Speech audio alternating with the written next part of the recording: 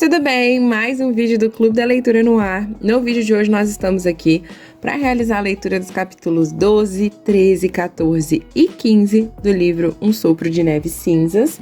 E para a semana que vem, anotem aí porque iremos ler os capítulos 16, 17, 18 e 19 do livro Um Sopro de Neves Cinzas. E no início da leitura dessa semana, nós temos aqui, a Brianna, que estava completamente admirada e encantada com o presente que o Lord John havia lhe enviado. Ele havia enviado para ela fósforo branco. E quando Roger chega em casa e encontra a esposa nesse estado de contemplação, obviamente que isso desperta a curiosidade dele, E ela rapidamente mostra para ele esse presente que o Lord John havia lhe enviado e conta aqui para ele que estava na dúvida se ela conseguiria ou não produzir fósforos, já que, na teoria, ela sabia muito bem como deveria fazer. Mas a prática podia ser um pouco diferente, já que ela comenta aqui que corria o risco dela explodir e colocar tudo pelos ares. Só que logo em seguida, gente, o Jamie ele chega e, obviamente, uma criança curiosa, já fica de olho nesse fósforo branco da Brianna, que estava guardado dentro de um potinho, estava em uma situação segura no momento. Mas a Brianna precisaria pensar em um local seguro para armazenar esse fósforo branco até que ela decidisse o que fazer com ele. Eles chegaram juntos à conclusão de que o melhor lugar para se guardar esse fósforo branco era no consultório da Claire, já que lá ninguém ousava mexer, porque as pessoas morriam de medo de tudo aquilo que ela guardava ali dentro, Fossem as suas porções, os seus remédios, fossem também os seus utensílios utilizados para a cirurgia, aquele local despertava muito medo em todo mundo. Então era o lugar para guardar essa bomba relógio. Mas o Jamie, ele chega logo em seguida convocando Roger para uma missão. Vocês bem se lembram, O Jamie ele estava de partida para as terras dos índios. Afinal de contas, ele havia acabado de aceitar, ainda que não oficialmente, mas ele havia acabado de aceitar ali o seu cargo de agente indigenista. Então ele estava indo rumo às montanhas, rumo às terras dos índios. Ele levaria o jovem Ian junto com ele, gente, por situações bem óbvias. Os irmãos Beardsley, para que eles pudessem ir pegar essa fruta Billy e trazer de volta para Claire, que precisava disso com urgência, Mas ele também direcionou Roger para uma outra missão. Lembra que em alguns capítulos anteriores, o Major MacDonald pediu para que o Jamie acolhesse em suas terras algumas pessoas que... Pois então, esse dia chegou e o Jamie pede para que o Roger vá receber esses colonos. Eram muitas pessoas e o Jamie pede para que o Roger leve junto dele o Art Bug e também o Tom Christie. Isso gera uma certa curiosidade no Roger, Afinal de contas, por que levar o Tom Christie? E o Jamie comenta aqui pra ele que essas pessoas eram presbiterianas. O Jamie sendo um católico, E essas pessoas, gente, que estavam chegando, o Roger nos conta, capítulos mais à frente, que eram daqueles presbiterianos, assim, ferrenhos mesmo, sabe? Raiz. Então, eles tinham pavor de católicos. Então, o Jamie, sábio que só ele, acaba enviando o Tom Christie junto do Roger nessa missão de receber esses novos colonos. A Brianna ficaria por conta ali de cuidar da colheita, coisa que ela não agrada tanto assim, afinal de contas era um trabalho braçal, era um trabalho muito sujo, mas ela não tinha muito o que fazer, então ela acaba aceitando cuidar dessa parte. Então nós temos aqui, dois grupos diferentes partindo rumo a uma nova missão, cada grupo com sua missão. O Roger começa a avaliar a situação, o pequeno Jamie tá insistindo para ir junto com o pai, ele quer porque quer ir nesta viagem, uma viagem entre aspas junto com o pai. E o Roger começa a pensar, Art Bug, Tom Christie, essas pessoas podem não ser as companhias mais agradáveis do mundo, então por que não? Vou levar o pequeno Jamie comigo porque pelo menos eu terei com quem conversar. À noitinha, nesse mesmo dia, o Jamie ele retorna para casa e encontra a Claire extremamente cansada. A Claire ficou o dia todo cuidando da Lizzie, que não apresentava melhoras grandiosas, Ela estava melhorando sim, mas ainda tinha um longo caminho pela frente. A Lizzie não conseguiu beber lá o xarope que a Claire fez, de Billy, de fruta Billy, e a Claire fala que não recrimina a moça porque, gente, era extremamente amargo. E em forma de xarope, então, nossa, ficou muito mais concentrado. Nem a Claire conseguiu experimentar. Então a Claire lembrou que ela podia fazer um unguento de quinino para passar no corpo da Lizzie. Foi uma espécie de uma pomada. Essa pomada, ao ser espalhada no corpo, ela era absorvida pelo mesmo o que ajudava a controlar a febre. Então, eles estavam fazendo isso, né? De tempos em tempos, eles estavam lambuzando a Lizzie com essa pomada. E era assim que ela estava fazendo para controlar a febre da Lizzie por hora. Claire e Jamie estão ali jantando, né? A Claire havia relatado tudo isso pro Jamie.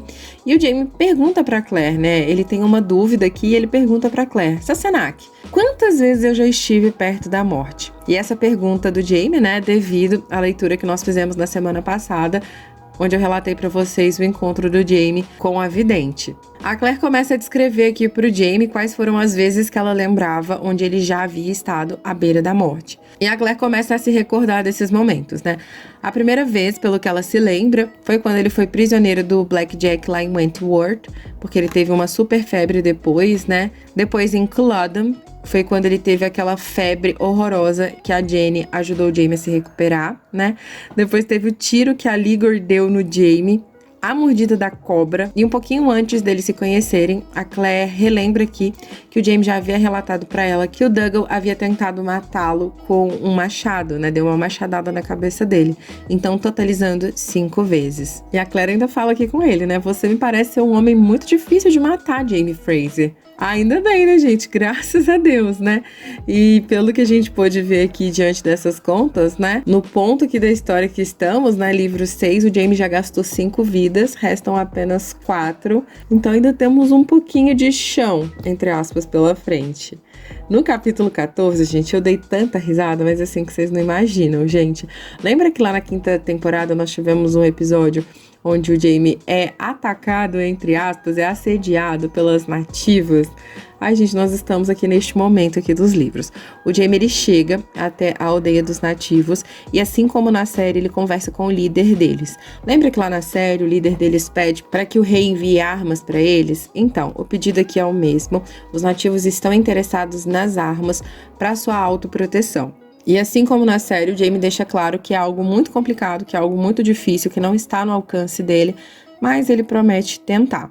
E durante a noite, uma chuva estava por vir, gente. O Jamie extremamente cansado, o Ian extremamente cansado, os dois logo vão se deitar. Eles jogam cara ou coroa para ver quem vai se deitar na cama, e o Ian conta aqui para nós que nessas 3 noites que eles estão viajando, o Jamie sempre joga cara e coroa, sempre aposta no coroa, sempre dá a coroa, e é sempre o Jamie que fica com a cama. Eles estão deitados, cansados ao extremo, e o Jamie relata aqui pra nós que começa a sentir umas mãos passando pelo corpo dele, principalmente nas suas partes íntimas. Eram as nativas, gente, isso mesmo, assim como na série. O Jamie, ele teve que fazer um esforço absurdo para não ceder à tentação, afinal de contas, ele havia feito uma promessa para Claire anteriormente. E assim como na série, gente, é o Ian quem intervém na situação, né? O Ian fala aqui para elas que o Jamie não podia ceder porque ele havia recebido uma visita do espírito superior e havia prometido para esse espírito superior que ele não se deitaria com mulher alguma até conseguir as armas para os nativos. Só assim para elas aceitarem deixar o Jamie de lado. Gente, eram 2. Na série, se eu não me engano, também eram 2. Mas, gente, o que ficou diferente aqui dos livros pra série é que aqui nos livros elas não vão embora, tá? Como eu disse pra vocês, estava chovendo lá fora, elas não tinham condições de ir embora e elas estavam nuas em pelo. A DG descreve isso aqui pra nós. Como elas não tinham condição de ir embora, elas acabam dormindo com o Jamie, gente. O Jamie deitadinho ali no meio delas, super excitado, mas sem poder fazer nada. E acaba ficando, gente, a noite toda do lado dessas 2 mulheres. O Jamie no meio, uma de cada lado, elas tocando no Jamie, porque elas tocaram nele, exceto nas partes íntimas, já que elas estavam cientes de que ele não poderia fazer nada com elas, mas ainda assim elas provocaram o Jamie durante a noite toda, gente. Eu dei tanta risada do Jamie nessa hora, gente. E o Jamie nos relata que o jovem Ian dava tanta risada, gente, que ele ria muito, mas ria de gargalhar. E foi a primeira vez que ele viu o menino rir tanto desde o seu retorno. E aqui, né, nesse último capítulo dessa leitura, a gente fica sabendo como que andava lá a incursão do Roger e a nova galera dele, né, gente? Então, Christie Archibald. Nessa altura do campeonato, eles já estavam retornando para Ridge, mas antes eles deram uma paradinha em River Run para ver a tia Jocasta, para eles poderem descansar e se preparar também, porque era uma viagem longa, né? E o Roger descreve aqui para nós que ele passou ali um finzinho de tarde muito agradável na sacada ali da casa, conversando com o Duncan Hines. O Duncan Hines conta um pouquinho do passado dele pro Roger, como que foi sua infância. Ele também foi criado em um lar presbiteriano, e ele conta aqui pra nós que o pai dele era daqueles super rígidos, e inclusive relata aqui um acontecimento onde a irmã dele morreu por afogamento na estaca.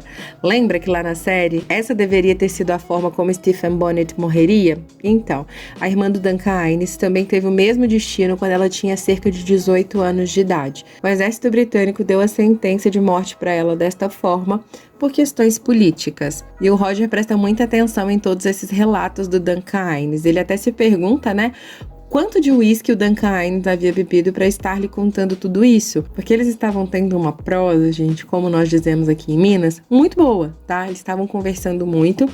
O Roger menciona aqui para nós que avistou vindo à distância Archibald e Tom Christie. E neste mesmo momento a tia Jocasta chega. A tia Jocasta chega, começa a conversar com eles e convida todo mundo para jantar. O Tom Christie sobe para a sacada, mas o Archibald, ele desvia do caminho, gente. Quem está em dia com a série na 7ª temporada já imagina muito bem o que o Archibald estava fazendo ali, né, nesse desvio que ele teve ali no caminho dele em River Run. Né? Se você está em dia com a série, provavelmente você já imagina o que esse homem foi fazer. Mas neste ponto aqui da história nos livros, a gente ainda não faz ideia.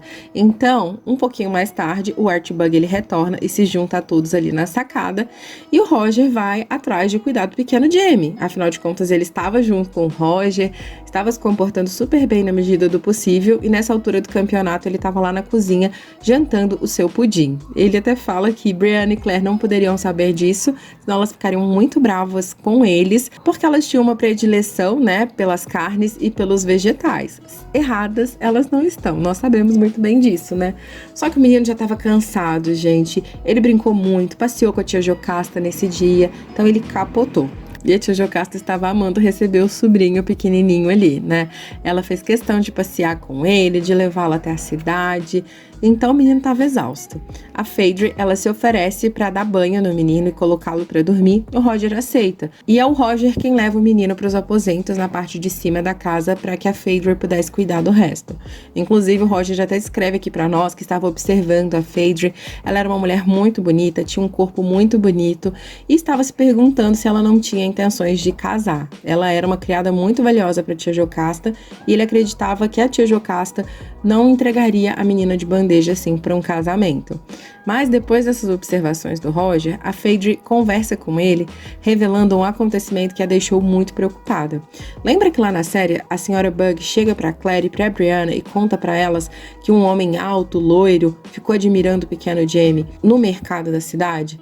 Aqui nos livros, quem faz esse relato pro Roger é a Phaedra. Elas estavam no mercado e a Phaedra percebeu que um homem olhava para o pequeno Jamie com um certo ar de admiração e ela não gostou muito das palavras deste homem para o pequeno Jamie. Esse homem pergunta para ele quem era o pai dele e quando ele responde que era o Roger Mackenzie, ele fala: "Ai, tem certeza que é ele mesmo? Não sei não, hein? Acho que não é não."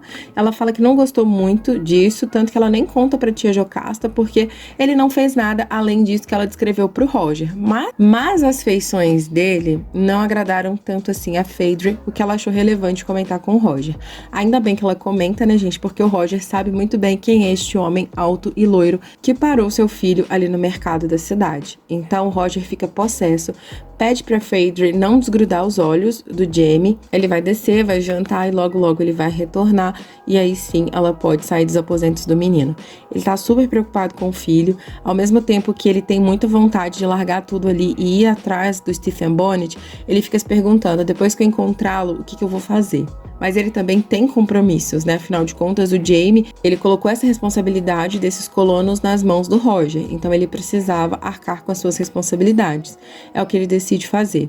Ele vai fazer isso, vai levar todo mundo de volta para Ridge todos esses colonos, que inclusive o Roger até relata aqui pra nós, que eles estavam com tanto medo, gente, que eles pareciam, assim, escravos indo pra trabalhar, sabe? Eles estavam com muito medo, afinal de contas, eles nunca tinham estado em uma terra de um católico, era a primeira vez, então eles estavam morrendo de medo de Jaime Fraser. Era como se o Jaime fosse o diabo. O Roger descreve isso aqui pra nós. Então o Roger iria arcar com as suas responsabilidades de levar todos esses colonos para Reed e só depois disso ele decidiria o que faria.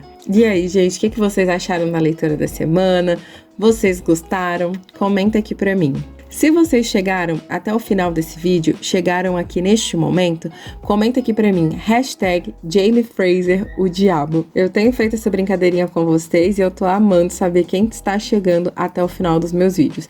Então comenta aqui, #Jaime Fraser, o diabo, porque eu vou saber que você chegou até o final desse vídeo. Muito obrigada pela sua companhia, eu te espero no próximo vídeo. Um super beijo e até lá. Tchau!